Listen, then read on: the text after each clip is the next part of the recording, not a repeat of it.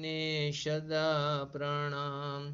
દેહ છતાં જેની દશા વર્તે દેહાતીત, આજ્ઞાનીના ચરણમાં હો વંદનય ગણિત. શ્રી કાહન ગુરુના ચરણમાં હો વંદનય ગણિત. શ્રી ભગવતી માતના ચરણમાં હો વંદનય ગણિત. નમો રિંગટાણં નમો સિદ્ધાણં નમો આયર્યાણં નમો વૈજાયાણં નમો લોયે શવશાવણમ. ચતારી મંગલમ અર્યંતા મંગલમ સિદ્ધા મંગલમ શાહવ મંગલમ કેવલી પંતો ધમ્મ મંગલમ. ચતારી લોગોત્તમા અર્યંતા લોગોત્તમા સિદ્ધા લોગોત્તમા શાહુ લોગોત્તમા કેવલી પંતો ધમ્મ લોગોત્તમા. ચતારી શરણ પૌજામી અર્યંતે શરણ પૌજામી સિદ્ધે શરણ પૌજામી શાહુ શરણ પૌજામી કેવલી પંતો ધર્મો શરણ પૌજામી. આપણે 10મું ગુણસ્થાન કે જેનું આખું નામ સૂક્ષ્મ સાંપ્રાય પ્રવિષ્ટ શુદ્ધિ સંયત તે ગુણસ્થાન છે, તેની પરિભાષા ગોમટસાર જીવકાંડના ગાથા 60 પ્રમાણે ધોયેલા કૌસુંબી વસ્ત્ર જે છે તેની આછી લાલીમા જેવા એટલે કે સૂક્ષ્મ લોભનું વેદન કરવાવાળા ઉપશમ કે ક્ષપક જીવોનું જેના યથાખ્યા ચારિત્રથી કિંચિત ન્યૂનતમ એનાથી થોડા ઓછા વિતરાગ પરિણામવાળાને જીવોને સૂક્ષ્મ સાંપ્રાય ગુણસ્થાન કહેવામાં આવ્યું. ફરીવાર ધોયેલા કૌસુંબી વસ્ત્રની આછી લાલીમાં એને ઉપમા આપી છે. એના જેવા સૂક્ષ્મ લોભનું વેદન કરવાવાળા ઉપશમ શ્રેણી ચડતા ભાવલિંગી મુનિરાજ કે શપક શ્રેણીવાળા ભાવલિંગી મુનિરાજ તેનું યથાખ્યાત ચારિત્રથી કિંચિત ન્યૂનતમ એવા વિતરાગ પરિણામોને સૂક્ષ્મ સાંપ્રાય ગુણસ્થાન કહેવામાં આવ્યું છે. કેમ કે જેવી રીતે કૌસુંબી વસ્ત્ર જે લાલ હોય છે તેને પાણીમાં ધોવાથી તેની લાલાશ ઓછી થાય છે, તેથી તે ધોયેલા કૌસુંબા વસ્ત્રની લાલીમાં સમાનના સૂક્ષ્મ લોભના પરિણામનું વેદન મુનિરાજ કરે છે. એટલે કે સૂક્ષ્મ લોભ કસાય કર્મના ઉદયને નિમિત્તે મહામુનિરાજને અબુદ્ધિપૂર્વકના ઉત્તરોત્તર તેમને એના જે પરિણામો છે તેમાં હીનતા ઘટતી હીનતા થતાં સૂક્ષ્મ લોભના પરિણામ થાય છે. એને એની બીજી રીતે લઈ તો તેમની એ પ્રકારે અનંત ગુણી વિશુદ્ધિ થતી જાય છે. 7મા અપ્રમદ ગુણસ્થાનથી મુનિરાજને પોતાના શુદ્ધાત્માનું વેદનનો અનુભવ કરે છે, છતાં પણ પૂર્ણ વિતરાગતા રૂપ યથાખ્યાત ચારિત્રની ઓછપ એટલે કે તે પ્રાપ્ત નથી થતું તે બતાવવા માટે તેને સૂક્ષ્મ લોભનું વેદન કરવાવાળા એવું કથન કહેવામાં આવ્યું. તે અશુદ્ધ નિશ્ચયનું કથન છે. ફરીવાર હકીકતમાં તો 7મા અપ્રમદ ગુણસ્થાનથી જ મુનિરાજ પોતાના શુદ્ધાત્માનું અનુભવ એનું વેદન કરી રહ્યા છે, પરંતુ ત્યાં હજી એને પૂર્ણ વિતરાગતા એટલે કે યથાખ્યાત ચારિત્ર પ્રાપ્ત થયું નથી તેની ઓછપ છે તે દર્શાવવા માટે ત્યાં શું કીધું, સૂક્ષ્મ લોભનું વેદન કરવાવાળા એવું કથન કહેવામાં આવ્યું છે. તે અશુદ્ધ નિશ્ચયનું અપેક્ષાએ કથન કરવામાં આવ્યું છે. અધ્યાત્મની અપેક્ષાએ વ્યવહારનું કથન છે. અપ્રત્યાખ્યાન ક્રોધાદિ 4 કષાય, પ્રત્યાખ્યાન આદિ ક્રોધાદિ 4 કષાય અને સ્વંજલનના ક્રોધ માન માયા એટલે કે ત્રણેય એટલે કે 11 કષાય અને 9 ન કષાય તેના અનુદય પૂર્વકના વિતરાગ પરિણામોની જે પ્રાપ્તિ થઈ છે તે એકલું 10મા ગુણસ્થાનનું યથાર્થ સ્વરૂપ નથી. તેની સાથે વિતરાગતાની સાથે ત્યાં સૂક્ષ્મ લોભનો પણ ત્યાં ઉદય છે. તેને બંનેને ભેગા થયું તેને 10મું ગુણસ્થાન કહેવામાં આવ્યું છે. કેમ કે 10મા ગુણસ્થાનનું નામ જ સૂક્ષ્મ સાંપ્રાય. સાંપ્રાય એટલે કસાય. સૂક્ષ્મ સાંપ્રાય. હા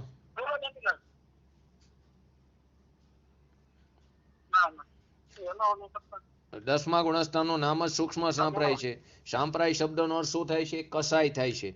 તો શું કીધું? 3 કસાય ચોકડીની જે અભાવરૂપ વિતરાગ પરિણીતિ વારા જે ભાવલિંગી મુનિરાજ છે એમાં અનંતાબંધી છોડી દો, બાકીના 2 ચોકડીના 8 અને સ્વંજલનના 3 ક્રોધ માન માયા અને 9 કષાય એમ જે 20 છે તે 20 કસાયના અનુદય પૂર્વકના વ્યક્ત થવાવાળી જે વિતરાગ પરિણામ છે એકલું 10મું ગુણસ્થાન નથી, તેની સાથે ત્યાં એને સૂક્ષ્મ લોભનો પણ ઉદય છે. તે બંને હોય ત્યારે તે 10મું ગુણસ્થાન કહેવામાં આવ્યું છે. કેમ કે એનું નામ જ સૂક્ષ્મ સાંપ્રાય એટલે સૂક્ષ્મ પ્રકારનો સાંપ્રાય નોટ કસાય એટલે કે ત્યાં તેને સૂક્ષ્મ પ્રકારનો કસાય પડેલો છે. તો તેને સૂક્ષ્મ લોભને ગૌણ કરી નાખી તો કઈ દોષ પડે? તો કે ના, ત્યાં ગૌણ કરવાથી એને ના જો સૂક્ષ્મ લોભને ગૌણ કરવામાં આવે તો 10મા ગુણસ્થાનની જગ્યાએ ત્યાં પૂર્ણ વિતરાગતાનો સ્વીકાર કરવો થઈ જશે. તો ગુણસ્થાન 14ના બદલે 13 થઈ જશે, જે આગમ પ્રમાણે યોગ્ય નથી. કેમ કે કરુણાન યોગ કેવરી ભગવાનની આજ્ઞાની પ્રધાનતાથી કરુણાન યોગમાં વાત બતાવવામાં આવી છે, તે પણ ધ્યાન રાખવું જરૂરી છે. ભેદ અપેક્ષા એના બે ભેદ પડે છે, એક ઉપશમક સૂક્ષ્મ સંપ્રાય અને બીજો સપક સૂક્ષ્મ સંપ્રાય. એટલે કે જેની અંદર વિતરાગ પરિણામમાં માત્ર સૂક્ષ્મ સંપ્રાય રૂપ રાગ બાકી છે અને અન્ય બાકીના જે કસાયો છે અથવા તો નો કસાયો છે તે બધાનો ત્યાં ઉપશમ થઈ ગયો સર્વથા, તેને ઉપશમ સૂક્ષ્મ સંપ્રાય ગુણસ્થાન કહેવામાં આવ્યું. અને જે વિતરાગ પરિણામમાં માત્ર સૂક્ષ્મ સંપ્રાય રૂપ રાગ બાકી છે અને અન્ય સર્વ કસાય અને નો કસાયનો સર્વથા ક્ષય થઈ ગયો છે, તેને સપક સૂક્ષ્મ સંપ્રાય ગુણસ્થાન કહેવામાં આવ્યું છે. હવે સમ્યક્ત્વ અપેક્ષાએ વિચાર. તો કે સમ્યક્ત્વ અહીં જો ઉપશમ શ્રેણી ચડતા ભાવલિંગી મુનિરાજ હોય તો તેને દ્વિતીયોપશમ અથવા તો ક્ષાયિક સમ્યક્ત્વ બંનેમાંથી કોઈ પણ એક સમ્યક્ત્વ હોઈ શકે. પરંતુ જો તે સપક શ્રેણી ચડતા ભાવલિંગી મુનિરાજ હોય તો તેને ક્ષાયિક સમ્યક્ત્વ જ હોય છે. ચારિત્ર અપેક્ષાએ વિચાર. તો કે સૂક્ષ્મ સંપ્રાય ગુણસ્થાનમાં ઉપશમ શ્રેણી ચડતા ભાવલિંગી મુનિરાજને ઔપશમિક ચારિત્ર અને સપક શ્રેણી ચડતા ભાવલિંગી મુનિરાજને ક્ષાયિક ચારિત્ર છે. આ ચારિત્રને સૂક્ષ્મ સંપ્રાય ચારિત્ર પણ ઘણીવાર કહેવામાં આવે છે, કેમ કે અહીં સૂક્ષ્મ લોપ કસાયનો ઉદય છે અને જે સૂક્ષ્મ લોપ કસાયનો ઉદય છે તે અનુસાર તેની સૂક્ષ્મ લોભના પરિણામ પણ થાય છે. ફરીવાર ચારિત્ર અપેક્ષામાં શું આવ્યું કે ત્યાં સૂક્ષ્મ સંપ્રાય ગુણસ્થાનમાં ઉપશમ શ્રેણી ચડતા ભાવલિંગી મુનિરાજને ઔપશમિક ચારિત્ર અને સપક શ્રેણી ચડતા ભાવલિંગી મુનિરાજને સપક શ્રેણી ચડતા ભાવલિંગી મુનિરાજને ત્યાં ક્ષાયિક ચારિત્ર કહેવામાં આવ્યું છે. આ ચારિત્રને ઘણીવાર સૂક્ષ્મ સંપ્રાય ચારિત્ર પણ કહેવામાં આવે છે. અહીં માત્ર સૂક્ષ્મ લોભનો જ ઉદય છે અને સૂક્ષ્મ લોભના ઉદયને અનુસાર તેને સૂક્ષ્મ લોભના પરિણામ થાય છે. એટલે કે વૃદ્ધિગત જે એના વિતરાગ પરિણામોની વૃદ્ધિ થતી જાય છે. એટલે કે સમ્યક ચારિત્રમાં ઉત્પન્ન જે સૂક્ષ્મથી અતિ સૂક્ષ્મ જે દોષ છે તે દોષને બતાવવાવાળો સૂક્ષ્મથી અતિ સૂક્ષ્મ દોષ જે લોપ કસાય પડ્યો છે તે બતાવવાવાળા ગુણસ્થાનનું નામ શું છે? સૂક્ષ્મ સંપ્રાય ગુણસ્થાન કહેવામાં આવ્યું છે. આ 10મા ગુણસ્થાનથી આગળના બધા ગુણસ્થાનમાં ચારિત્રની અપેક્ષાએ દોષની વાત નથી બતાવી, કેમ કે ઉપશાંત મોહથી માંડીને આગળના બધા ગુણસ્થાન સર્વ વિતરાગ રૂપ જ છે. તેનાથી આગળના બધા ગુણસ્થાન કેવા છે? સર્વજ્ઞ વિતરાગ રૂપ છે. 7મા ગુણસ્થાનથી લઈને આગળના બધા ગુણસ્થાનમાં ચારિત્ર સંબંધી વૃદ્ધિનું કંઈક સ્વરૂપ જ જુદું છે, કારણ કે તેની બાહ્ય પ્રવૃત્તિમાં કોઈ પરિવર્તન જોવામાં આવતું નથી. બહારથી તો આપણને એમ જ લાગે આ નગ્ન દ્રવ્યલિંગી મુનિરાજ છે, પરંતુ અંદરના પરિણામને આપણે ચકાસી શકાતા નથી અને તેની બાહ્ય પ્રવૃત્તિમાં કોઈ પરિવર્તન પણ જોવામાં નથી આવતું. છતાંય તેની અંતરંગ જે પરિણીતિ છે તેમાં ઉત્તરોત્તર તેની વિશેષતા એટલે કે એના વિતરાગ પરિણામોની વૃદ્ધિ થાય છે, એટલે કે એનું ચારિત્ર વધતું જાય છે. આવા વધતા થતા ચારિત્રની તથા લોપ કસાયની અંતિમ કડી જે છે તેને શું કહેવામાં આવ્યું છે? સૂક્ષ્મ સંપ્રાય કહેવામાં આવ્યું છે. કાર અપેક્ષાએ આનો વિચાર. તો કે જો કોઈ મહામુનિરાજ ઉપશમ શ્રેણીના ગુણસ્થાનમાં ઓછામાં ઓછા તેનો જગન્યકાર એક સમય રહે છે, તે પણ ખાલી મૃત્યુની અપેક્ષાએ. તો બે રીતે તેની મૃત્યુની અપેક્ષાએ કહેવામાં આવ્યું છે. પહેલી અપેક્ષાએ શું કહેવામાં આવ્યું છે? કોઈ મહામુનિરાજ 11મા ગુણસ્થાનથી નીચે ઉતરે ને સૂક્ષ્મ સંપ્રાય ગુણસ્થાન એટલે કે 10મા ગુણસ્થાનમાં એક સમય રહે અને તેની મનુષ્ય આયુનો ક્ષય થઈ જાય તો તે મનુષ્ય આયુમાં જે ક્ષય થયો તે મરણની અપેક્ષાએ 10મા ગુણસ્થાનનો જગન્યકાર તે એક સમય કહેવામાં આવ્યો. બીજો જે ઉપશમ અનિવૃત્તિકરણ ગુણસ્થાનમાંથી કોઈ મુનિરાજ ઉપર ચડે 10મા ગુણસ્થાનમાં આવે ઉપશમ શ્રેણીના અને ત્યાં તેની એક સમયમાં એની મનુષ્ય આયુનો ક્ષય થાય તો ત્યાં પણ તે મરણની અપેક્ષાએ તેનો જગન્યકાર એક સમય કહેવામાં આવ્યો છે. ઉત્કૃષ્ટકાર. તો સૂક્ષ્મ સંપ્રાય ગુણસ્થાનનો ઉત્કૃષ્ટકાર યથાયોગ્ય એક અંતર્મુહૂર્ત છે. જો ઉપશમ શ્રેણીવાળા મુનિરાજ વધારેમાં વધારે 10મા ગુણસ્થાનમાં રહે તો તે યથાયોગ્ય એક અંતર્મુહૂર્ત રહે છે.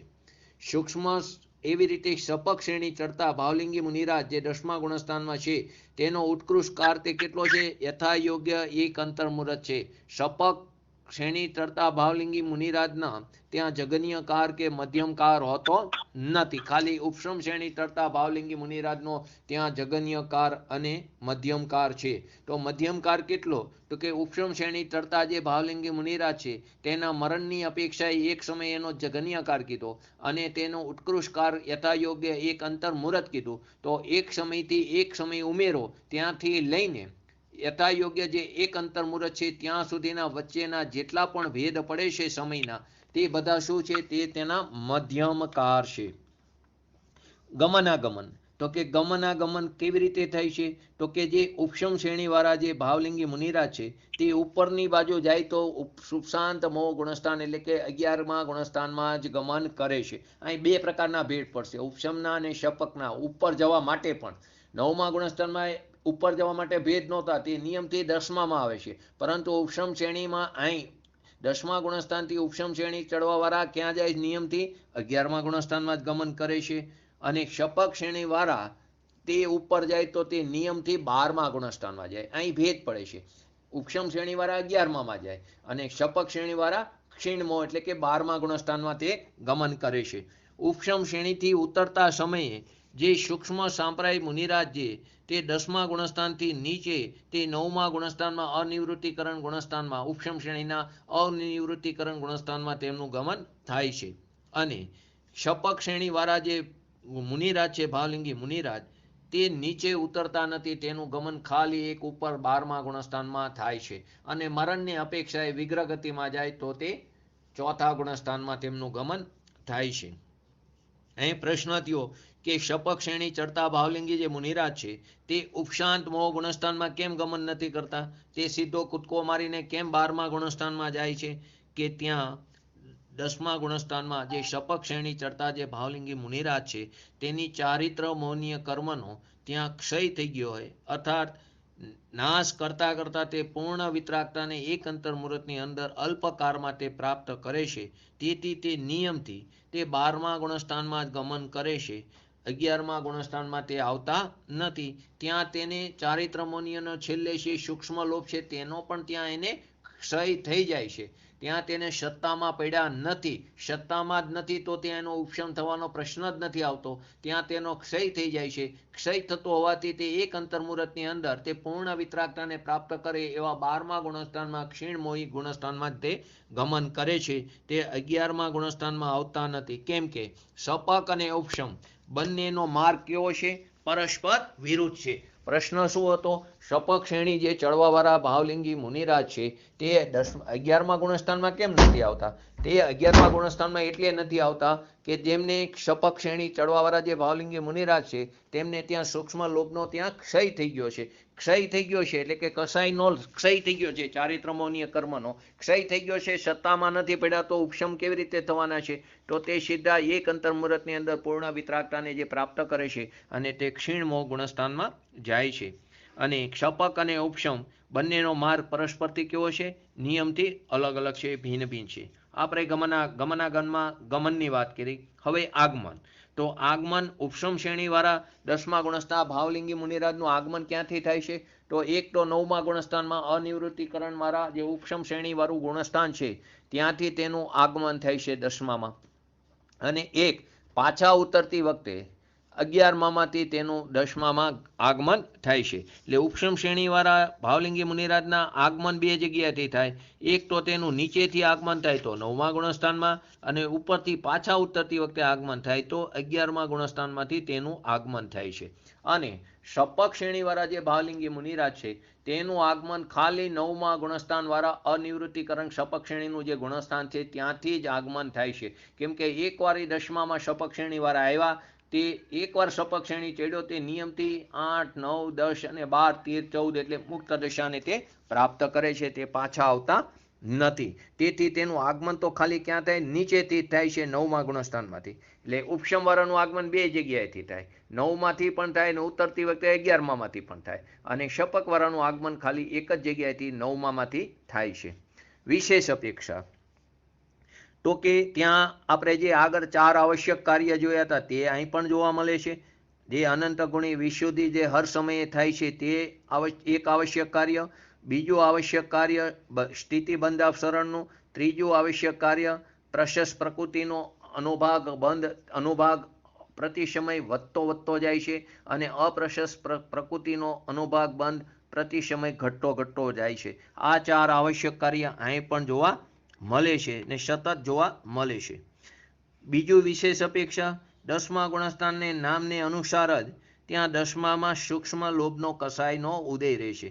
ત્યાં 10મા ગુણસ્થાનનું નામ જ સૂક્ષ્મ સાંભળાય છે, તે નામને અનુસાર જ ત્યાં 10મામાં સૂક્ષ્મ લોભ કસાયનો ઉદય રહેશે અને તે ઉદયના નિમિત્તે જે સૂક્ષ્મ લોભ કસાયનો જે ઉદય છે તે ઉદયના નિમિત્તે અબુદ્ધિપૂર્વકના શુભ લોભના પરિણામ પણ થતા રહેશે. ફરીવાર, સૂક્ષ્મ લોભના કસાયનો ઉદય છે તો તે ઉદયના નિમિત્તે કર્મનો ઉદય કર્મમાં છે, કર્મનું પરિણમન કર્મમાં છે, તે પણ તે પોતાની સ્વતંત્રતાથી તેનો ઉદય થાય છે. તેના નિમિત્તે જીવની અંદર એટલે કે તે ભાવલિંગી મુનિરાજની અંદર તેમાં અબુદ્ધિપૂર્વકના સૂક્ષ્મ લોભના પરિણામ થાય છે. તે જીવના પરિણામ છે. તો જીવના પરિણામ જીવમાં થાય છે અને કર્મના પરિણામ કર્મમાં થાય છે. કેમ કે બંને દ્રવ્ય સ્વતંત્ર છે, એક દ્રવ્ય બીજા દ્રવ્યનું કાર્ય કરી શકતું નથી, પરંતુ આ નિમિત્તિક સંબંધ છે. સૂક્ષ્મ લોભના ઉદયના નિમિત્તે તે ભાવલિંગી મુનિરાજને અબુદ્ધિપૂર્વકના તેની સૂક્ષ્મ લોભના પરિણામ થતા રહેશે. છતાં પણ સૂક્ષ્મ લોભ ચારિત્ર મૌન્યના વિભાવ પરિણામથી જે સૂક્ષ્મ લોભ ચારિત્ર મૌન્ય જે છે તેના વિભાવ પરિણામથી એના નિમિત્તથી ચારિત્ર મૌન્ય ક્રોધ, માન, માયા, લોભ અથવા હાસ્ય આદિ 9 કસાયમાંથી કોઈનો પણ નવો કર્મ બંધ થતો નથી. જો આ બહુ અગત્યની વાત છે. આજ આપણે એના ઉપરથી જ આપણે વાત લેવાની છે તત્વા સૂત્રમાં. તો જે કોઈ તત્વા સૂત્ર લઈને બેઠા હોય તે 5મો અધ્યાય કાઢે ને 5મા અધ્યાયમાં 343 નંબરનું પેજ કાઢી રાખે. 2 મિનિટ પછી આવશે, પરંતુ તે 5મો અધ્યાય મોક્ષશાસ્ત્ર કે તત્વા સૂત્ર તે 5મા અધ્યાયમાં જો 343 અથવા તો 33 નંબરનું સૂત્ર 33 નંબરનું સૂત્ર કદાચ નવી જૂની એડિશન હોય તો એમાં પેજ નંબર ફરશે તો તેમાં 33 નંબરનું સૂત્ર કાઢવાનું છે. અત્યારે પહેલા આપણે સમજો 10મા ગુણસ્થાનનું જે નામ છે તેને અનુસાર 10મા ગુણસ્થાનમાં સૂક્ષ્મ લોભનો કસાયનો ઉદય છે. તે ઉદયના નિમિત્તે તે ભાવલિંગી મુનિરાજમાં અબુદ્ધિપૂર્વકના સૂક્ષ્મ લોભના પરિણામ થતા રહેશે, પરંતુ તે સૂક્ષ્મ લોભરૂપ ચારિત્ર મૌન્યના વિભાવ પરિણામથી જે પરિણામ થાય છે તે વિભાવ પરિણામથી ચારિત્ર મૌન્યનો ક્રોધ, માન, માયા અને લોભ પણ આવી જાય. તે અને હાસ્ય આદિ 9 કસાય એમાંથી કોઈ પણનો નવો કર્મ બંધ થતો નથી. પરિણામ થાય છે પણ બંધ નથી થતો. અગત્યની વાત છે. પરિણામ થાય અને બંધ ન થાય તો કે હા, પરિણામ થાય છે પરંતુ બંધ થતો નથી. ફરીવાર, અહીં શું થયું? સૂક્ષ્મ લોક કસાયનો ઉદય છે તો સૂક્ષ્મ લોક કસાય છે તેના નિમિત્તે તે ભાવલિંગી મુનિરાજના અબુદ્ધિપૂર્વકના સૂક્ષ્મ લોભના પરિણામ પણ થાય છે. તે સૂક્ષ્મ લોભના જે વિભાવરૂપી પરિણામ છે તેનાથી ચારિત્ર મૌન્ય, ક્રોધ, માન, માયા, લોભ તથા હાસ્ય આદિ 9 કસાયનો કોઈનો પણ નવો કર્મ બંધ થતો નથી. તો પ્રશ્ન આગળ થાય છે કે સૂક્ષ્મ લોભ કસાય નામના દ્રવ્ય કર્મના ઉદયથી, આગળ કીધું ને સૂક્ષ્મ લોભ કસાયનો ઉદય છે તો તે દ્રવ્ય કર્મના ઉદયથી સૂક્ષ્મ લોભરૂપ પરિણામ પણ મુનિરાજને થાય છે.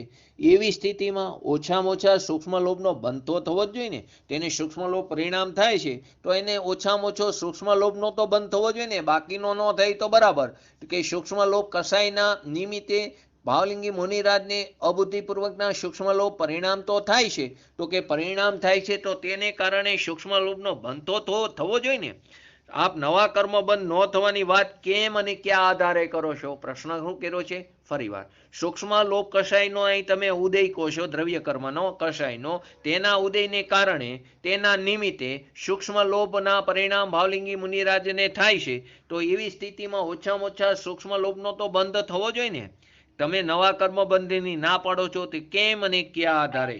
તો જવાબ આપે છે કે લોભરૂપ જે કસાય પરિણામ છે તે અત્યંત સૂક્ષ્મ છે. જે આ લોભરૂપ જે કસાયના પરિણામ છે 10મા ગુણસ્થાનમાં તે સૂક્ષ્મ છે, અત્યંત સૂક્ષ્મ છે, એટલે કે તે જઘન્ય છે. અત્યંત સૂક્ષ્મ એટલે જઘન્ય છે. માટે ચારિત્ર મૌન્ય કર્મનો બંધ થતો નથી. આ એક સિદ્ધાંત છે. જ્યાં જગન્ય અવસ્થા છે ત્યાં કોઈ પણ પ્રકારનો બંધ થતો નથી. આપણે એ જ વસ્તુ તત્વાર સૂત્રમાંથી સમજવાની છે. ફરીવાર, લોભરૂપ કસાય પરિણામ જે કેવા છે 10મા ગુણસ્થાનમાં? અત્યંત સૂક્ષ્મ છે, અત્યંત જગન્ય છે. માટે ચારિત્ર મોહનીય કર્મનો બંધ થતો નથી. સૂક્ષ્મ લોભ કર્મનો જે ઉદય છે તે ઉદયને અનુસારે અબુદ્ધિપૂર્વકના સૂક્ષ્મ લોભના પરિણામ કેવા થાય છે? જગન્ય થાય છે. જે સૂક્ષ્મ લોભ કસાય કર્મનો ઉદય છે તે ઉદયને અનુસારે જે ભાવલિંગી મુનિરાજ છે તેને અબુદ્ધિપૂર્વકના સૂક્ષ્મ લોભના જગન્ય પરિણામ થાય છે. જ્યારે, હવે સિદ્ધાંત, જ્યારે મોહ પરિણામ જ્યારે જગન્ય હોય છે ત્યારે નવા મોહ કર્મનો બંધ થતો નથી. આ કર્મ બંધનો એક અટલ નિયમ કે સિદ્ધાંત છે. ફરીવાર, જ્યારે મોહ પરિણામ જગન્ય હોય છે ત્યારે નવા મોહ કર્મનો બંધ થતો નથી. તો અહીં સૂક્ષ્મ લોભનો કેવો ઉદય છે? એકદમ સૂક્ષ્મ લોભનો ઉદય છે. એટલે મોહ પરિણામ કેવા છે? જગન્ય છે, અતિ સૂક્ષ્મ છે. તો નિયમ શું કહે છે કે જ્યારે મોહ પરિણામ જગન્ય હોય છે ત્યારે નવા મોહ કર્મનો બંધ થતો નથી. આ કર્મબંધનો અટલ નિયમ કીધો. પ્રશ્ન શું હતો કે સૂક્ષ્મ લોભ કસાય નામનું જે દ્રવ્ય કર્મ છે તેના ઉદયથી ભાવલિંગી મુનિરાજને સૂક્ષ્મ લોભના પરિણામ થાય છે. તો પરિણામ થતા હોય તો તેને સૂક્ષ્મ લોભનો બંધ પણ થવો જોઈએ ને. તો આપ તો નવા કર્મ બંધ થવાની ના પાડો છો. તો કે છે કે જે લોભરૂપ કષાય પરિણામ છે તે અત્યંત સૂક્ષ્મ એટલે કે જગન્ય છે. માટે ચારિત્રમોનીય કર્મનો બંધ થતો નથી. જો ખાલી ચારિત્રમોનીય કીધું છે. ઘાતી કર્મમાં જ્ઞાનાવણીય, દર્શનાવણીય અને અંતરાય કર્મનો બંધ થાય છે એની વાત નથી. ખાલી ચારિત્ર મૌન્યની વાત બતાવવામાં આવી છે. ખાલી મોહ કર્મની જ વાત છે. એમાં પણ અત્યારે તો ચારિત્ર મૌન્યની વાત છે, કેમ કે દર્શન મૌન્યનો તો આગળ અભાવ થઈ ગયો છે. તો કે અહીં અત્યારે ચારિત્ર મૌન્યની વાત છે. તો લોભ કષાયરૂપ પરિણામ અત્યંત સૂક્ષ્મ એટલે જગન્ય છે. માટે ચારિત્ર મૌન્ય કર્મનો બંધ થતો નથી. એવું ન માની લેતા કે કર્મનો બંધ થતો નથી. કર્મનો તો બંધ થાય છે, જ્ઞાનાવણીય, દર્શનાવણીય, અંતરાયનો. પરંતુ ચારિત્ર મૌન્ય કર્મનો બંધ થતો નથી.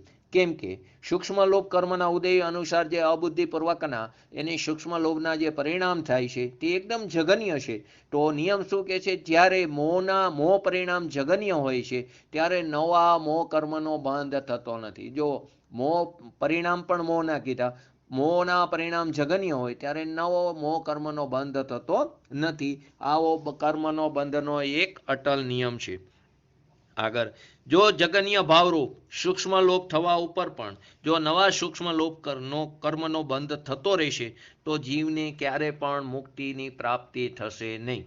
જો જગન્ય ભાવરૂપ સૂક્ષ્મ લોભ થવા, જે જગન્ય ભાવરૂપ જે સૂક્ષ્મ લોભ થાય છે ને, સૂક્ષ્મ કસાયના ઉદયને કારણે સૂક્ષ્મ લોભના પરિણામ થાય. સૂક્ષ્મ લોભના પરિણામ થયા તો પાછો સૂક્ષ્મ લોભ કર્મનો બંધ પડે. તો પાછો તે ઉદયમાં આવે તો પાછો સૂક્ષ્મ લોભ પરિણામ થાય. પાછા સૂક્ષ્મ લોભ પરિણામને કારણે સૂક્ષ્મ લોભનો બંધ થાય. તો આ તો ચક્કર ચાલુ જ રહે. તો કે જીવ ક્યારેય મુક્તિની પ્રાપ્તિ નહીં કરી શકે. ફરીવાર, જો જગન્ય, જે સૌથી પહેલું તો શું કીધું કે લોભ કષાયનો કેવો છે? સૂક્ષ્મ ઉદય છે. તો તે સૂક્ષ્મ લોભ કષાયનો ઉદય એટલે દ્રવ્ય કર્મ થયું. તેને કારણે જીવને એટલે કે ભાવલિંગી મુનિરાજને અબુદ્ધિપૂર્વકના સૂક્ષ્મ લોભના પરિણામ થાય છે. તે શું થયું? તો ભાવ થયું. તો ભાવ કર્મ.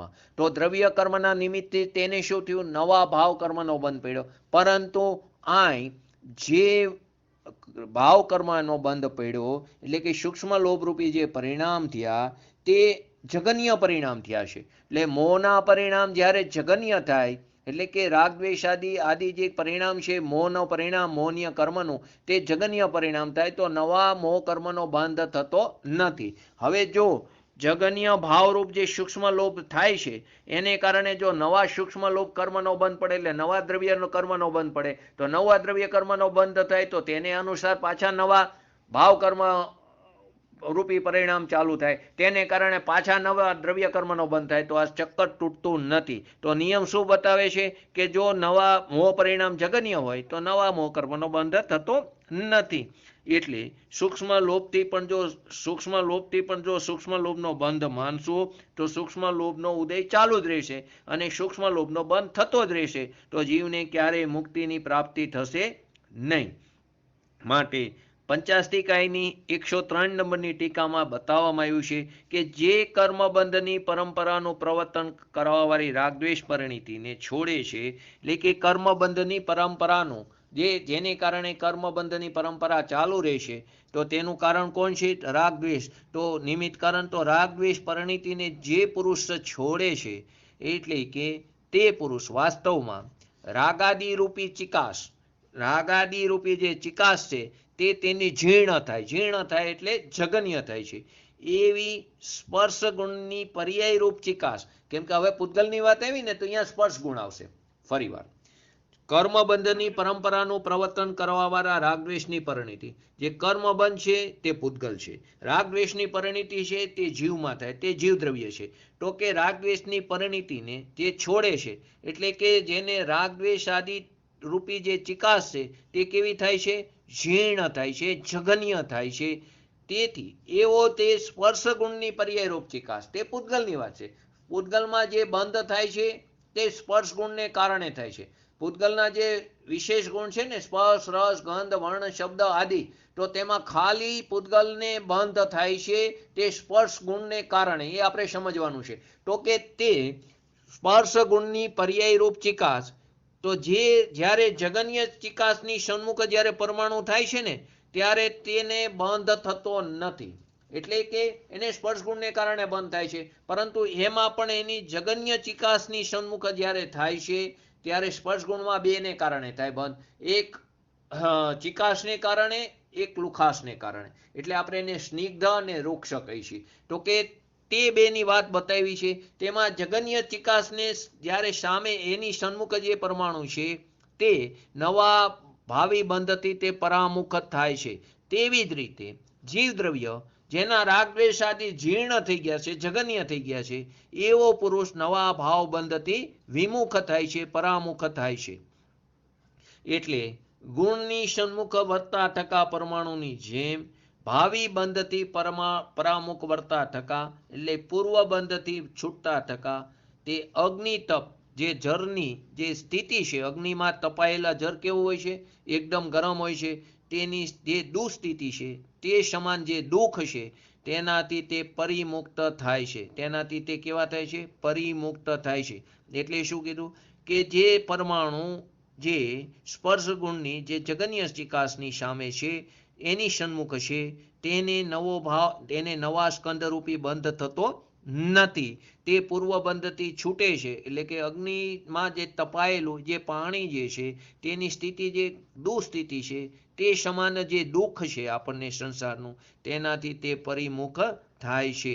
માટે 10મા ગુણસ્થાનમાં અત્યંત સૂક્ષ્મ લોભરૂપ પરિણામ થવાથી કોઈ પણ પ્રકારના નવા કસાય અને નો કસાય મોહ કર્મનો બંધ થતો નથી. કોઈ પણ પ્રકારનો કસાય અથવા તો નો કસાયનો જ્ઞાનાવર્ણીય, દર્શનાવર્ણીય, અંતરાય નો થાય એની વાત નથી, પરંતુ કસાયની એટલે કે ચારિત્ર મોહનીય કે દર્શન મોહનીય કોઈ પણ પ્રકારના કસાય અને નવ નો કસાય એવા કોઈ પણ મોહ કર્મનો તે બંધ થતો નથી. હવે આપણે કાઢો તત્વાર સૂત્ર, પેજ નંબર 343 મારામાં છે, તમારામાં જે પેજ હોય, પરંતુ સૂત્ર નંબર 5મો અધ્યાય અને સૂત્ર નંબર 33. જે કોઈ કાઢ્યું હોય, મળ્યું હોય તો કહો, એટલે હું આગળ લઉં. પરમાણુ, હા મળી ગયું. પરમાણુઓમાં બંધ થવાનું કારણ શું કે છે? પરમાણુમાં શેને કારણે બંધ થાય એમ કરીને જીવ ઉપર લઈ જાય છે. પરમાણુઓમાં બંધ થવાનું કારણ જો સૂત્ર આપ્યું છે, સ્નિગ્ધ રૂક્ષ ત્વાદ બંધ. શું આપ્યું સૂત્ર? સ્નિગ્ધ રૂક્ષ ત્વાદ બંધ. એટલે પરમાણુમાં બંધ થવાનું કારણ બતાવ્યું છે. તો કે શું છે? સ્નિગ્ધ એટલે ચિકાસ અને રૂક્ષ એટલે લુખાસ. તો ચિકાસ અને લુખાસને કારણે બે અથવા બેથી વધારે પરમાણુ ભેગા થાય છે, એનો બંધ થાય છે. સ્પર્શ ગુણની કેટલી પર્યાય છે? 8 પર્યાય. હલકી, ભારે, ઠંડી, ગરમ, સુવારી, ખરબચડી અને ચિકાસ અને લુખાસ. તો 8માંથી ખાલી 2ની વાત છે, બાકીને કારણે નથી બંધ પડતો. ખાલી ચિકાસ અને લુખાસને કારણે 2 અથવા 2થી વધારે પરમાણુ ભેગા થઈને તેનો બંધ થાય છે. અર્થની અંદર આપ્યું છે ને, સ્નિગ્ધ રૂક્ષત્વાદ બંધ એટલે કે ચિકાસ અને લુખાસને કારણે બે અથવા બેથી વધારે પરમાણુ જોડાઈને તે સ્કંધ બને છે, એટલે કે તેનો બંધ થાય છે. ટીકામાં શું લખ્યું છે? પૂતગલની અંદર કેટલા ગુણો છે? જેમ જીવદ્રવ્યની અંદર અનંત ગુણો છે તેમ પૂતગલની અંદર પણ કેટલા ગુણો છે? અનંત ગુણો છે. પણ તેમાંથી ખાલી એક જ સ્પર્શ ગુણ, અનંત ગુણોમાંથી ખાલી એક સ્પર્શ ગુણ સિવાય બાકીના કોઈ પણ ગુણોની પર્યાયોથી બંધ થતો નથી. પૂતગલમાં બે પૂતગલો ભેગા થઈને જે સ્કંદ બને છે, બે અથવા બેથી વધારે, તે પૂતગલ પરમાણુનો સ્કંદ ક્યારે બને છે? તો કે પૂતગલની અંદર રહેલા અનંત ગુણોમાંથી ખાલી સ્પર્શ ગુણને કાઢી લો તો બાકીના ગુણોની પર્યાયોથી બંધ થતો નથી. ખાલી સ્પર્શ ગુણની પર્યાયોમાંથી જ બંધ પડે છે. તો કે સ્પર્શ ગુણની પણ 8 પર્યાય છે. તે 8 પર્યાયમાંથી મેં 8 બોલ્યો ને, હલકી, ભારે, ઠંડી, ગરમ, સુંવારી, ખરબચડી, ચિકાસ અને લુખાસ. તો 8 પર્યાયમાંથી પણ સ્નિગ્ધ અને રૂક્ષ નામના બે પર્યાયને કારણે જ બંધ થાય છે. આ બે પૂતગલ પરમાણુ ભેગા થાય છે ને, તો શેને કારણે આવે છે? સ્નિગ્ધ અને રૂક્ષ અથવા તો ચિકાસ અને લુખાસ. સ્નિગ્ધનું બીજું નામ ચિકાસ અને વૃક્ષનું બીજું નામ છે લુખાસ. તો કે સ્પર્શની 8 પર્યાયમાંથી પણ ખાલી સ્નિગ્ધ અને વૃક્ષ નામની પર્યાયને કારણે જ બંધ થાય છે. અને બીજા 6 પ્રકારની જે પર્યાય છે તેને કારણે બંધ થતો નથી, એમ આચાર્ય ભગવાન ઉમાસ્વામી અહીં બતાવે છે. તે એમને આ સૂત્રમાં એ બતાવ્યું છે કે સ્નિગ્ધ અને વૃક્ષ, હવે તે સ્નિગ્ધ અને વૃક્ષ અવસ્થા કેવા પ્રકારની હોય ત્યારે બંધ થાય છે તે પાછળ બચાવે છે. ફરીવાર, પૂતગલની અંદર અનેક ગુણો છે, અનેક એટલે કે અનંત ગુણો છે. તેમાંથી પણ સ્પર્શ ગુણ સિવાયના બાકીના જે અનંત ગુણોની પર્યાય છે તેને કારણે બંધ થતો નથી. હવે સ્પર્શ ગુણની પણ 8 પર્યાય છે. તો સ્પર્શ ગુણની જે 8 પર્યાય છે તે 8 પર્યાયમાંથી પણ 2 પર્યાયને કારણે જ બંધ થાય છે, સ્નિગ્ધ અને વૃક્ષ. બાકીની 6 પ્રકારની જે પર્યાય છે તેને કારણે બંધ થતો નથી. હવે સ્નિગ્ધ અને વૃક્ષની કેવી અવસ્થા હોય તે બંધ પડે છે તે આપણને આગળ સમજાવશે. તો અહીં આગળ શું કહે છે? પાછળના પેજ ઉપર છે એ ક્યારે પ્રકારે હોય ત્યારે બંધ ન થાય અને કયા પ્રકારે હોય તો બંધ થાય છે તે આગળ આપણને બતાવે છે. હવે બંધ કોને કહે છે? તો અનેક પદાર્થમાં એકપણાનું જ્ઞાન કરવાવાળો જે સંબંધ વિશેષ છે તેને બંધ કહેવામાં આવ્યો. અનેક પદાર્થમાં એકપણાનું જ્ઞાન કરવાવાળો જે સંબંધ વિશેષ છે તેને બંધ કહેવામાં આવે છે. અનેક પદાર્થમાં એકપણું થતું નથી, પરંતુ એકપણાનું જ્ઞાન કરાવવાનો જે સંબંધ છે તે સંબંધ વિશેષને શું કહેવામાં આવ્યું છે? બંધ કહેવામાં આવ્યું છે. હવે આ બંધના 3 પ્રકાર અહીં બતાવવામાં આવ્યા છે. પહેલો પ્રકાર કયો છે? પૂતગલોનો. જે પૂતગલોનો બંધ થાય છે તે શેને કારણે થાય છે? તો કે સ્પર્શ ગુણને કારણે. બીજો બંધ થાય છે જીવનો પોતાના રાગ દ્વેષ આદિ ભાવ સાથે. બીજો બંધ કોની સાથે થાય છે? જીવનો પોતાના રાગ દ્વેષ આદિ જે વિકાર પરિણામ, વિભાવ પરિણામ, જે એનો પર્યાયનો વિભાવ સ્વભાવ છે તે રાગ દ્વેષ આદિ ભાવ સાથે જીવનો બંધ થાય છે. કોના? પોતાના જ. ત્રીજું, જીવ પૂતગલોનો અનન્ય અવગાહનના કારણે. જીવ અને પૂતગલનો અનન્ય એકબીજાની અવગાહનના કારણે. અત્યારે આપણે શરીર સાથે એક ક્ષેત્ર વગાએ જોડાયેલા છીએ, તો જીવ અને પૂતગલનો અનન્ય અવગાહનના કારણે તે પ્રવચન સારમાં 177 નંબરની ગાથાનો આધાર આપીને બતાવ્યો છે. તેમાંથી પૂતગલોનો બંધ પણ તે સૂત્રમાં જણાવ્યો છે. અહીં 3 પ્રકારના બંધ કીધા. પહેલા પૂતગલોના સ્પર્શ ગુણને કારણે, બીજો જે છે તે જીવનો પોતાની અંદર થતા રાગદ્વેષ આદિ જે વિકાર પરિણામ, વિભાવ પરિણામ છે તેની સાથે, ત્રીજો જે છે જીવ અને પૂતગલનો અનન્ય, એ સંબંધ વિશેષ છે.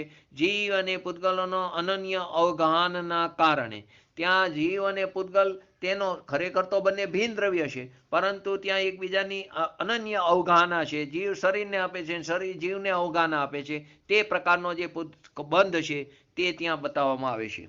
પછી ચોથા પોઈન્ટમાં આપ્યું છે કે સ્નિગ્ધ અને વૃક્ષવાળા જે અવિભાગ પ્રતિષેધ છે. અવિભાગ પ્રતિષેધ એટલે શક્તિનો નાનામાં નાનો અંશ, જેને આપણે અવિભાગ પ્રતિષેધ કહીશું.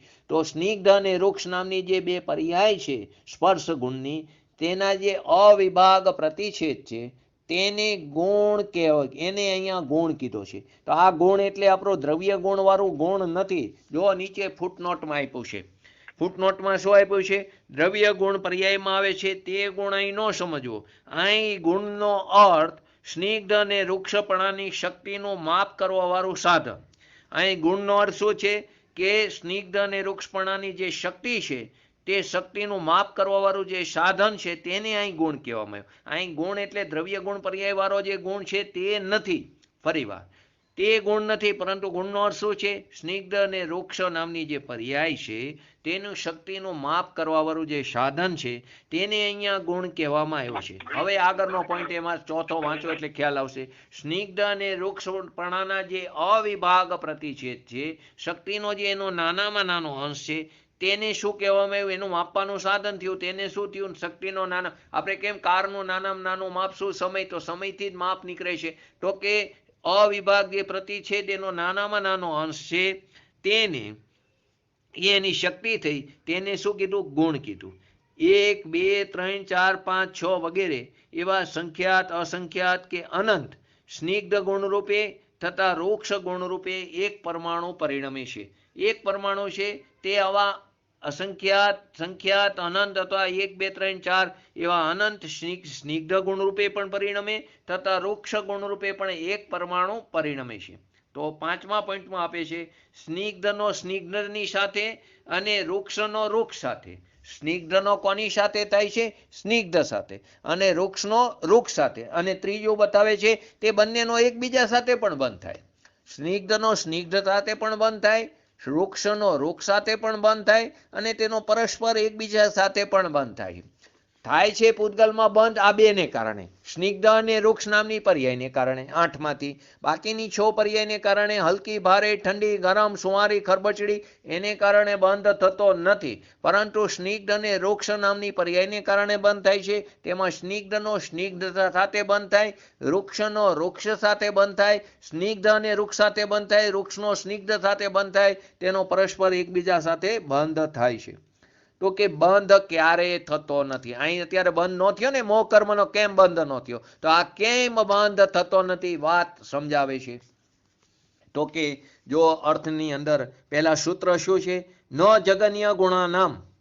ન જગન્ય ગુણાનામ એટલે કે જગન્ય ગુણ સહિત પરમાણુમાં ન એટલે બંધ થતો નથી. શું કીધું? જગન્ય. જગન્ય ગુણાનામ એટલે જગન્ય ગુણો સહિત પરમાણુ, તે ન એટલે બંધ થતો નથી. તો અહીં પણ શું હતું? આપણે જે અત્યારે 10મા ગુણસ્થાનમાં જે વાત ચાલે છે ત્યાં મોહ કર્મ જગન્ય હતું, સૂક્ષ્મ લોભ કર્મ હતું. તેને કારણે સૂક્ષ્મ લોભનો ઉદય થયો, એને લીધે સૂક્ષ્મ લોભના પરિણામ થયા હતા. તો સૂક્ષ્મ લોભ પણ જગન્ય હોવાથી, જગન્ય હોવાને કારણે ત્યાં પણ બંધ નથી થતો. તો અહીં પણ પરમાણુમાં શું છે? જગન્ય ગુણ સહિત જે પરમાણુ છે. તો જગન્ય ગુણ સહિત, ગુણ એટલે અહીં ઓલું સમજવું, એની શક્તિનું માપ કરવાનું, તેવા ગુણ સહિત જે પરમાણુનો બંધ થતો નથી. હવે એમાં પહેલો પોઈન્ટ આપ્યો છે કે જગન્ય ગુણ સહિત પરમાણુ એટલે કે જો અંદર સમજાવ્યું છે કે જે પરમાણુમાં સ્નિગ્ધતા કે વૃક્ષતામાં એક અવિભાગીય અંશ એટલે કે નાનામાં નાનો જે એક અવિભાગીય અંશ હોય છે તેને જગન્ય ગુણ સહિત પરમાણુ કહેવામાં આવ્યું. એક અવિભાગી અંશ તે માપ કરવાનું જે સાધન છે તેને ગુણ કહેવામાં આવ્યું. તો જે પરમાણુમાં સ્નિગ્ધતાનો એક અવિભાગીય અંશ હોય કે વૃક્ષતાનો એક અવિભાગીય અંશ હોય તેને જગન્ય ગુણ સહિત પરમાણુ કહેવામાં આવ્યો. જગન્ય ગુણ એટલે એક ગુણ સમજવો. જગન્ય ગુણ એટલે એક ગુણ સમજવો. તે શક્તિનું નાનામાં નાનો અંશ જે અવિભાગ પ્રતિષેધ છે તે જગન્યનો એટલે સ્નિગ્ધનો હોય કે વૃક્ષનો હોય તેને જગન્ય ગુણ સહિત પરમાણુ કહેવામાં આવ્યા છે. હવે એના ઉપરથી બીજું, પરમ ચૈતન્ય ભાવમાં પરિણતિ રાખવા વાળાને પોતાના સ્વભાવમાં જેની પરિણતિ ટકેલી છે તેને પરમાત્મા સ્વરૂપની ભાવનારૂપ ધર્મ ધ્યાન અને શુક્લ ધ્યાનના બળથી, ધર્મ ધ્યાન અને શુક્લ ધ્યાન એટલે પોતાના સ્વરૂપની અંદર જે લીન થયા છે તેને આપણે ધ્યાન કહીએ. તે ધર્મ ધ્યાન અને શુક્લ ધ્યાનના બળથી, ધ્યાનના 4 ભેદ છે ને, આર્ત ધ્યાન, રૌદ્ર ધ્યાન, ધર્મ ધ્યાન અને શુક્લ ધ્યાન. અને એમાં પણ દરેકના 4 ભેદ છે. આર્ત ધ્યાનના 4 ભેદ, રૌદ્ર ધ્યાનના 4 ભેદ, ધર્મ ધ્યાનના 4 ભેદ, શુક્લ ધ્યાનના 4 ભેદ. તો કે આવા ધર્મ ધ્યાન અને શુક્લ ધ્યાનના બળથી જ્યારે જગન્ય ચિકસ ચીકણાઈના સ્થાને અહીં આપણે જગન્ય સ્નિગ્ધતા કીધી, તો એની જગ્યાએ રાગ ક્ષીણ થઈ જાય છે. શું કીધું? આપણે હવે જીવની વાત લીધી પરમાણુની સાથે, એની સાથે સરખાયું કે પરમ ચૈતન્ય ભાવમાં જે ટકવાવાળો, પરિણીતિ રાખવાવાળો જે જીવ, જે પોતાના પરમાત્મા સ્વરૂપ એવી જે ભાવના એટલે કે એની અંદર એકાગ્રતા, ભાવના એટલે એકાગ્રતા, તો પોતાના પરમાત્મા સ્વરૂપમાં જે એકાગ્રતા વાળું જે ધર્મ ધ્યાન અને શુક્લ ધ્યાનનું જે બળ છે, તે બળથી જ્યારે તેને જગન્ય ચીકણાઈના સ્થાને શું લીધો? રાગ લીધો. તો કે રાગ ક્ષીણ થઈ જાય છે અને જગન્ય વૃક્ષતાના સ્થાને દ્વેષ લીધો. રાગ અને દ્વેષ તો સ્નિગ્ધ અને વૃક્ષની બેની જગ્યાએ લીધો. જગન્ય ચીકણાઈના સ્થાને શું લીધું? રાગ ક્ષીણ થઈ ગયો. અને જગન્ય વૃક્ષ એટલે કે જગન્ય લુખાસની જગ્યાએ શું લીધું? દ્વેષ લીધો. તો રાગ અને દ્વેષ બંને કેવા થઈ જાય છે? ક્ષીણ થઈ જાય છે. તો કેવી રીતે? તો કે જેમ જળ અને રેતીનો બંધ થતો નથી, જળ અને પાણી અને રેતીનો બંધ થતો નથી, તેમ જગન્ય સ્નિગ્ધ કે વૃક્ષ શક્તિધારી પરમાણુનો પણ કોઈની સાથે બંધ થતો નથી. તેવી રીતે જગન્ય સ્નિગ્ધનો પણ કોઈ સાથે બંધ થતો નથી અને વૃક્ષ ધારણ કરવાવાળો પરમાણુનો પણ કોઈ સાથે બંધ થતો નથી. તો જળ અને રેતીના દ્રષ્ટાંતે જેમ જીવોના રાગદ્વેષ વાળા પોતાના પરમાનંદમય સસંવેદન ગુણના બળથી તે હીમાન થઈ ગયા છે, એટલે પોતાના સ્વભાવના ધર્મ ધ્યાન અને શુક્લ ધ્યાનના બળથી પોતાના સ્વભાવની અંદર એકાગ્રતાથી પરમ ચૈતન્ય ભાવમાં જે પરિણીતિ ટકાવેલી રાખી છે, એવા જીવની એવી પોતાની પરમાત્મા સ્વરૂપની એકાગ્રતાથી જે જીવને ધર્મ ધ્યાન અને શુક્લ ધ્યાનના બળથી તેના રાગ દ્વેષ કેવા થઈ ગયા છે? હીમાન એટલે કે ક્ષીણ થઈ ગયા છે અને કર્મની સાથે બંધ, અને તેની કર્મની સાથે બંધ થતો નથી. તેમજ જે પરમાણુમાં જગન્ય ચિકાસ કે વૃક્ષાસ હોય છે, તેને પણ કોઈની સાથે બંધ થતો નથી. બંનેની વાત લીધી છે, જીવ અને પૂતગલની. તો જીવમાં કેમ બંધ થતો નથી? કે જગન્ય કસાય છે, તો જગન્ય કસાયને કારણે એટલે કે જગન્ય મોહને કારણે નવા મોહ કર્મનો બંધ થતો નથી, જે આપણે 10મા ગુણસ્થાનની વાતમાં આવી રહ્યું છે તે. અને એટલે કે રાગદ્વેષ એના ક્ષીણ થઈ ગયા છે, માટે તેને નવો બંધ થતો નથી. અને પરમાણુની અંદર જગન્ય ચિકાસ અને જગન્ય વૃક્ષતા છે, તેને કારણે તેને કોઈ પણ પ્રકારનો બંધ થતો નથી. તો હવે આગળ કે છે 34મા સૂત્રના સિદ્ધાંત પ્રમાણે દ્રવ્યમાં, હવે કેમ, અરે બીજું પણ કારણ છે.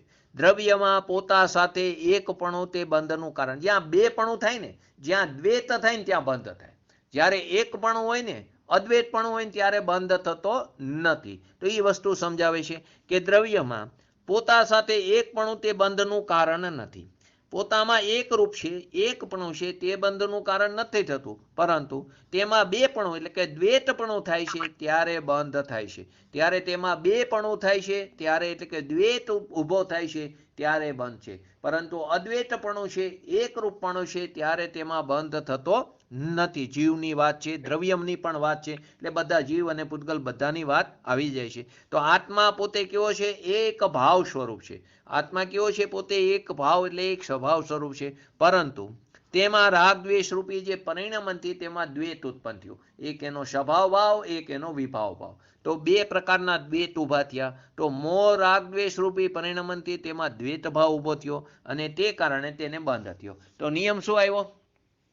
જગન્યને કારણે પણ બંધ થતો નથી, અને જ્યારે જ્યારે તેમાં એકપણું છે ત્યારે તેમાં બંધનું કારણ થતું નથી. અદ્વૈતપણું છે ત્યારે બંધનું કારણ થતું નથી, પરંતુ જ્યારે દ્વૈતપણું ઊભું થાય છે ત્યારે જ બંધ થાય છે. તો આત્મા એક ભાવ સ્વરૂપ છે, અને જ્યારે તેમાં રાગદ્વેષ વિકાર રૂપી વિભાવ ભાવરૂપી જ્યારે પરિણમન થાય છે, મોહ રાગદ્વેષ રૂપી તેને પરિણમન થાય છે, ત્યારે તેમાં દ્વૈત ભાવ ઊભો થાય છે અને તેને કારણે તેને બંધ થાય છે. તો આત્મા તેના ત્રિકારી સ્વરૂપે કેવો છે? શુદ્ધ ચૈતન્ય માત્ર છે. જો એના ત્રિકારી સ્વરૂપે જુઓ તો આત્મા કેવો છે? શુદ્ધ ચૈતન્ય. ક્યારે? તો અનાદિકાળથી તે શુદ્ધ ચૈતન્ય રૂપે છે, ત્રિકારી સ્વભાવે જુઓ તો. અને અનંતકાળ સુધી તે કેવો રહેશે? ત્રિકારી સ્વરૂપે. પરંતુ પર્યાયમાં જો તે ત્રિકારી શુદ્ધ ચૈતન્ય પ્રત્યે લક્ષ આપે તો દ્વૈતપણું નહીં ઊભું થાય. જો તે પોતાના સ્વભાવ પર લક્ષ આપશે તો દ્વૈતપણું નહીં થાય. ત્યારે તેને વિતરાગ પર્યાય જે ઉત્પન્ન થાય છે ને તે વિતરાગ પર્યાય તે સ્વને લક્ષ્ય કરતે એટલે સ્વને સમર્પિત થતી ઉત્પન્ન થાય છે, એટલે કે સ્વ સાથે ત્યાં એનું અભેદ પરિણમન થાય છે, ત્યાં દ્રવ્ય અને પર્યાયનું અભેદ પરિણમન થાય. વિતરાગતા એટલે નિર્વિકલ્પ દશા. તો નિર્વિકલ્પ દશામાં પર્યાય શું કહે છે? પર્યાય પોતે જ એમ કહે છે કે હું ધ્રુવ દ્રવ્ય છું. તો ત્યાં તેનું અદ્વૈત એટલે કે અભેદ પરિણમન થાય છે. તો કે જ્યારે જીવ પોતે પોતાના ત્રિકારી જે શુદ્ધ ચૈતન્ય સ્વભાવ છે તેની ઉપર લક્ષ્ય આપશે પર્યાય, તો તેને દ્વૈતપણું થતું નથી, તેથી તેને બંધ થતો નથી, એટલે કે તે મોહ રાગ દ્વેષની અંદર અટકતો નથી. જો તે પોતાના સ્વ સ્વભાવ ઉપર લક્ષ્ય નહીં આપે તો તેને મોહ રાગ દ્વેષ આદિ ઉત્પન્ન થાય. તો દ્વૈત થયો તો બંધ થયો. ફરી વાર શું નિયમ આવ્યો? પહેલા શું આવ્યો કે જગન્ય ચીકણાઈના સ્થાને એનો રાગ ક્ષીણ થયો. કેમ? તો કે પોતાના પરમાત્મા જે સ્વરૂપ છે તેની અંદર તેને એકાગ્રતા કરતા તેને પોતાના ધર્મ ધ્યાન અને શુક્લ ધ્યાનના બળથી એના જગન્ય ચીકણાઈના સ્થાને રાગને લીધો તો રાગ ક્ષીણ થયો, અને વૃક્ષતાને કારણે શું ક્ષીણ થયું? તો કે દ્વેષ ક્ષીણ થયો. તો કે જગન્ય થયો તો એને કોની સાથે લીધું? જર અને રેતીની સાથે. એમ જર અને રેતીને બંધ થતો નથી, જગન્ય સ્નિગ્ધને કે જગન્ય વૃક્ષને પણ કોઈ પણ પ્રકારનો બંધ થતો નથી. તેવી રીતે જીવમાં રાગ અને દ્વેષ ક્ષીણ થઈ જાય છે, એને કોઈ કર્મની સાથે બંધ થતો નથી. જગન્ય મોહ કર્મ થાય, મોહ કર્મ જગન્ય હોય ત્યારે નવા મોહ કર્મનો બંધ થતો નથી. તેવો કર્મનો અટલ નિયમ આગળ જોયો. હવે બીજું જે છે કારણ,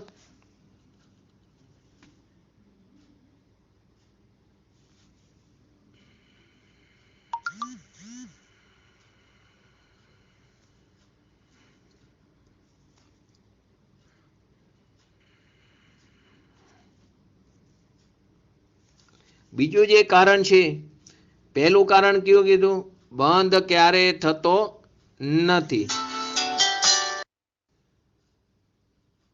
હેલો, જોઈન્ટ થઈ ગયો ને? હેલો, જોઈન્ટ થઈ ગયો ને? હેલો નિકુંજભાઈ, નિકુંજભાઈ, હેલો હેલો નિકુંજભાઈ, જોઈન્ટ થઈ ગયો ને? એટલે જોઈન્ટ થઈ ગયો ને હું? હા, તો બીજો સિદ્ધાંત શું હતો? દ્રવ્યમાં તમારે મ્યુટ બંધ કરો કોઈ.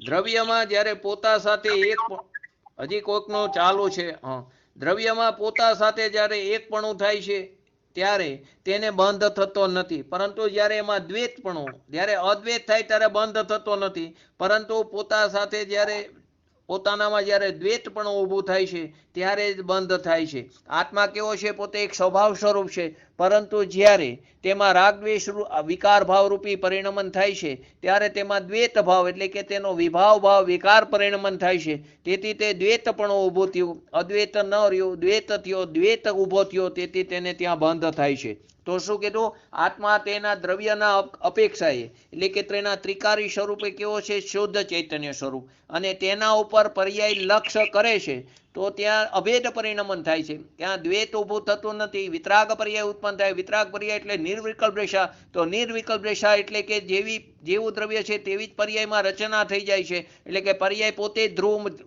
પર્યાય પોતે જ એમ કે છે કે હું ધ્રુવ છું, અથવા તો પર્યાય દ્રવ્યમય થઈ ગઈ, અથવા તો પર્યાય ધ્રુવમય થઈ ગઈ, એમ આપણે બોલી છે.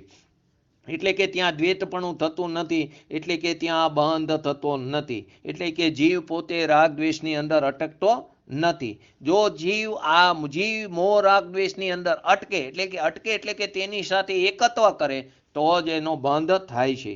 અજ્ઞાનતાપૂર્વક રાગ દ્વેષ તે જ ખરેખર સ્નિગ્ધ અને વૃક્ષપણાના સ્થાને લીધા છે. અજ્ઞાનતાપૂર્વકના રાગ દ્વેષ છે તે સ્નિગ્ધ અને વૃક્ષપણાના સ્થાને હોવાથી તે બંધ થાય છે. એ પ્રમાણે આત્મામાં પણ બેપણું થાય ત્યારે બંધ થાય છે, અને તેનું નિમિત્ત પામીને દ્રવ્ય બંધ થાય છે. આ ભાવબંધનું નિમિત્ત પામીને દ્રવ્ય બંધ થાય છે. અજ્ઞાનતાપૂર્વક અજ્ઞાન દશામાં જીવ પોતે જે ત્રિકારી સ્વરૂપે શુદ્ધ ચૈતન્ય સ્વરૂપ છે તેના ઉપર પર્યાય લક્ષ્ય ન આપે અને અજ્ઞાનતાપૂર્વક તે પર ઉપર લક્ષ્ય થવાથી તે સમયે તે પર્યાયની પોતાની જન્મક્ષર, તેની હોનાર, તેની ભવિતવ્યતા, તેના પોતાના સ્રષ્ટકારકોને કારણે તે સ્વતંત્ર રૂપે રાગદ્વેષ રૂપે પરિણમે છે.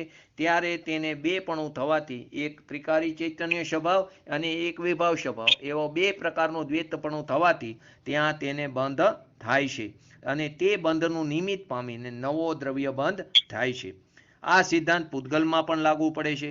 જો બીજો પોઈન્ટ, જો સિદ્ધાંત પૂતગલમાં લાગુ પડે છે, જો પૂતગલ પોતાના સ્પર્શમાં એક ગુણ રૂપે પરિણમે તો તેની પોતાનામાં બંધની શક્તિ પ્રગટ ન થવાથી બીજા પૂતગલ સાથે બંધ થતો નથી. જો પોતે પૂતગલ એક રૂપે એટલે પોતાના સ્પર્શને એક રૂપે, ઓલામાં શું હતું, પોતાના ત્રિકારી એક સ્વરૂપે, એક રૂપે જો દ્રવ્ય એટલે કે જીવ દ્રવ્ય પોતે એક રૂપે પરિણમે તો એટલે કે અદ્વૈત રૂપે પરિણમે તો બંધ થતો નથી. તો અહીં પણ શું લીધું, પૂતગલ પોતાના સ્પર્શના એક ગુણ રૂપે પરિણમે તો તેને બીજા પૂતગલ સાથે બંધ થતો નથી. કેમ કે તેનામાં બંધની શક્તિ પ્રગટ ન હોવાને કારણે તેને બીજા પૂતગલ સાથે બંધ થતો નથી. પણ જો તે પૂતગલ સ્પર્શમાં બે ગુણપણું આવે, એકના બદલે બે ગુણપણું એટલે દ્વૈતપણું આવ્યું તો બંધની શક્તિ હોવાને કારણે તે બીજા ચાર ગુણવાળા સ્પર્શવાળા સાથે બંધાય. એમાં પણ ક્રમ છે, બે પછી ત્રણ નો હોય, બે ચાર વાળા જ બંધાય. તો બીજા ચાર ગુણ સ્પર્શવાળા બંધાય તો આ દ્રવ્ય બંધ થયો.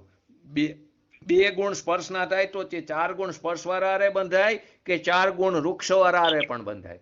શું કીધું, બે સ્પર્શ ગુણ હોય તો એવું નથી કે બીજા ચાર ગુણ સ્પર્શવાળા સ્પર્શ એટલે કે એમાં સ્નિગ્ધવાળા જ બંધાય, પરંતુ તે બીજા ચાર વૃક્ષોવાળા પણ બંધાય. એટલે અહીં શું ખાલી લીધું, એ સ્પર્શના બે ગુણ લીધા, એમાં સ્નિગ્ધ અને વૃક્ષ બંને આવી જાય. તો બે સ્પર્શ ગુણવાળા હોય તો તેનામાં બંધની શક્તિ ઊભી થઈ ગઈ, કેમ કે ત્યાં દ્વૈતપણું થયું. તો બીજા ચાર ગુણ સ્પર્શવાળા હારે તેનો દ્રવ્યનો બંધ થઈ જાય છે. બંધ થવામાં બેપણું, દ્વૈત એટલે કે ભેદ હંમેશા રહેવો જોઈએ. ત્યાં બે દ્વૈતપણું થયું ને બે ગુણ તો દ્વૈત ઊભો થયો એટલે કે ભેદ ઊભો થયો, માટે તે ભેદપણું રહેવું જરૂરી છે. એટલે કે દ્વૈતપણું હોય તો જ બંધ થાય છે. હવે દ્રષ્ટાંતની અંદર કહે છે કે 10મા ગુણસ્થાને એટલે આપણી જે વાત છે તે આપી છે. 10મા ગુણસ્થાને સૂક્ષ્મ સાંભળાય છે, ત્યાં જગન્ય લોપ કસાય છે તો પણ મોહ કર્મનો બંધ થતો નથી. જગન્ય લોપ કસાય છે તો પણ મોહ કર્મનો બંધ થતો નથી. કેમ કે જગન્ય અવસ્થા થઈ ને, તો પહેલો પોઈન્ટ શું હતો, જગન્ય અવસ્થામાં કોઈ પણ કર્મનો બંધ થતો નથી. કોઈ પણ પૂતગલમાં પણ જો જગન્ય અવસ્થા હોય તો પણ બંધ થતો નથી, અને જીવમાં પણ જગન્ય મોહ કર્મ હોય તો નવા કર્મનો બંધ થતો નથી. તો શું કીધું, ત્યાં સ્વંજલન, ક્રોધ, માન, માયા અને લોભ તથા પુરુષવેદ જે 9મા ગુણસ્થાને બંધાતો હતો તેની અહીંયા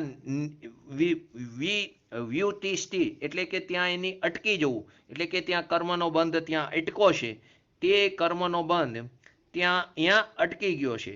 એટલે કે 10મા ગુણસ્થાને જે સૂક્ષ્મ સંપ્રાય જગન્ય લોપ કસાય છે તો પણ નવા મોહ કર્મનો બંધ થતો નથી. ક્રોધ, માન, માયા, લોભ અને પુરુષવેદ જે 9મા ગુણસ્થાને બંધાતો હતો તે પણ અહીં અટકી ગયો, એટલે નવો કર્મનો બંધ પડ્યો નહીં. ક્રોધનો પણ ન પડ્યો, માનનો પણ ન પડ્યો, માયાનો પણ ન પડ્યો અને લોભનો પણ ન પડ્યો, અને પુરુષવેદનો પણ નવો કર્મનો બંધ પડ્યો નહીં.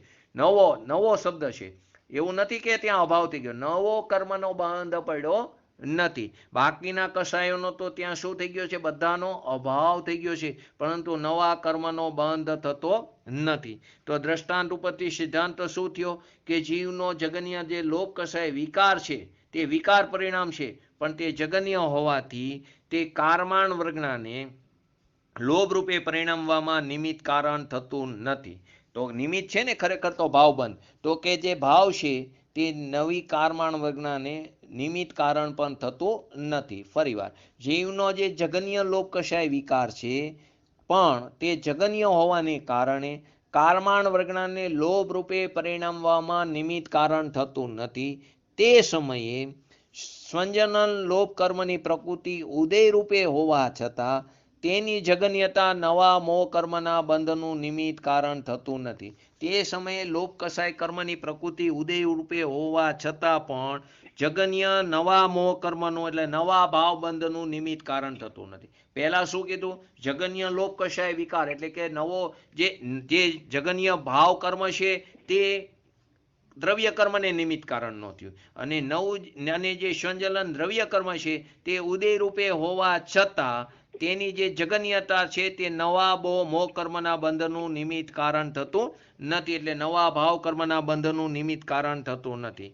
જો જગન્ય વિકાર કર્મ બંધનું કારણ હોય તો કોઈ જીવ અબંધ થઈ શકે નહીં. તો સાયકલ ચાલુ જ રહે. ભાવ કર્મને કારણે દ્રવ્ય કર્મ બંધાય, દ્રવ્ય કર્મને કારણે ભાવ કર્મ બંધાય. જગન્ય ભાવ કર્મનો ઉદય છે અને તેને કારણે જો બંધ ચાલુ જ રહે તો નવો દ્રવ્ય કર્મનો બંધ પડે જગન્ય, અને નવા દ્રવ્ય કર્મનો બંધના ઉદયને કારણે પાછો નવો ભાવ બંધ ઉત્પન્ન થાય, એનો બંધ થાય. તો આ સાયકલ ચાલુ જ રહે છે. તે કોઈ જીવ અબંધ સ્વરૂપ એવી મુક્ત દશાને પ્રાપ્ત કરી શકતો નથી.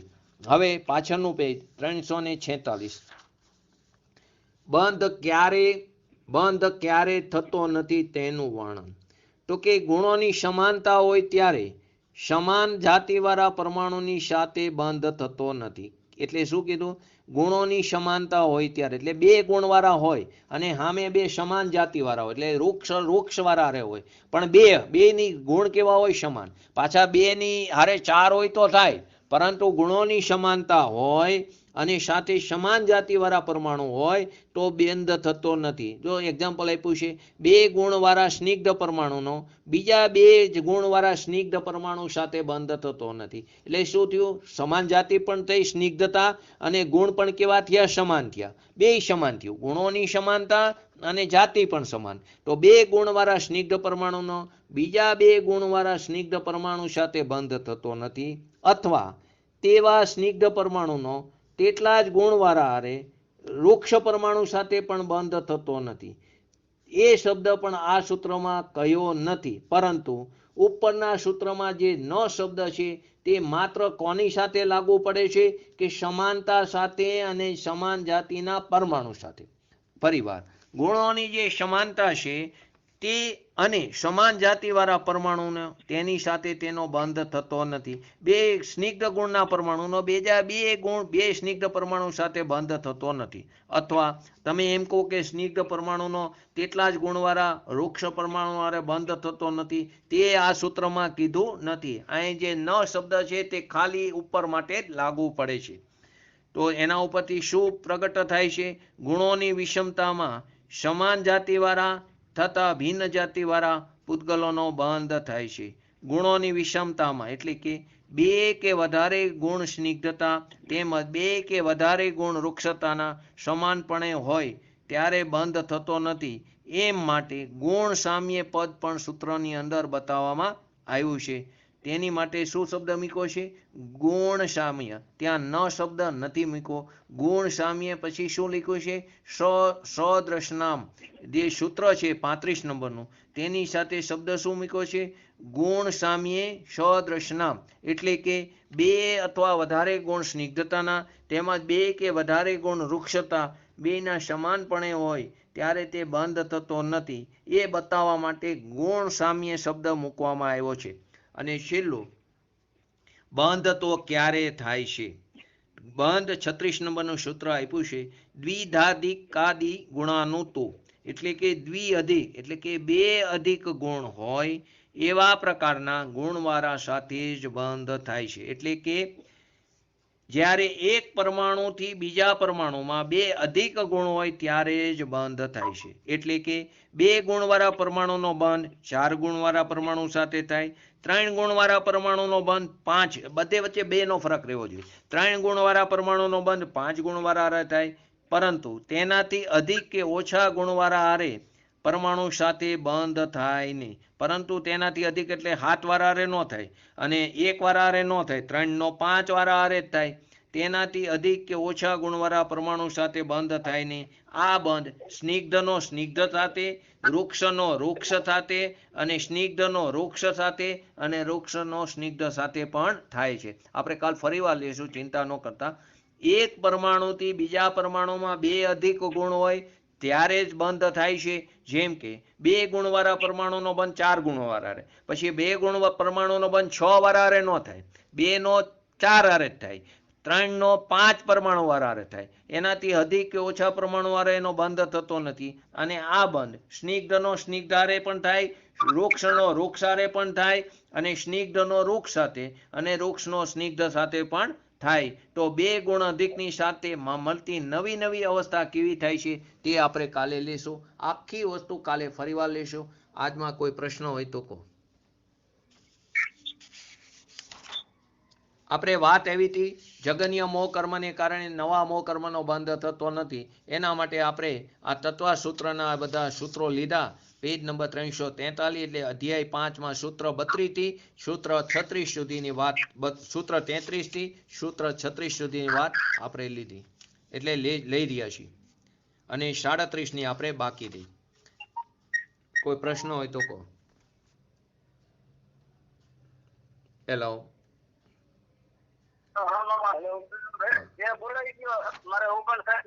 હા, જય જીનેન્દ્ર. બોલીએ છીએ પંચ પરમેષ્ઠી ભગવંતોનો જય હો. બોલીએ છીએ જીનવાણી માતનો જય. બોલીએ છીએ પરમ પૂજ્ય પરમ ઉપકારી શ્રી સદગુરુ દેવનો જય હો. બોલીએ છીએ પ્રશમૂર્તિ ભગવતી માતનો.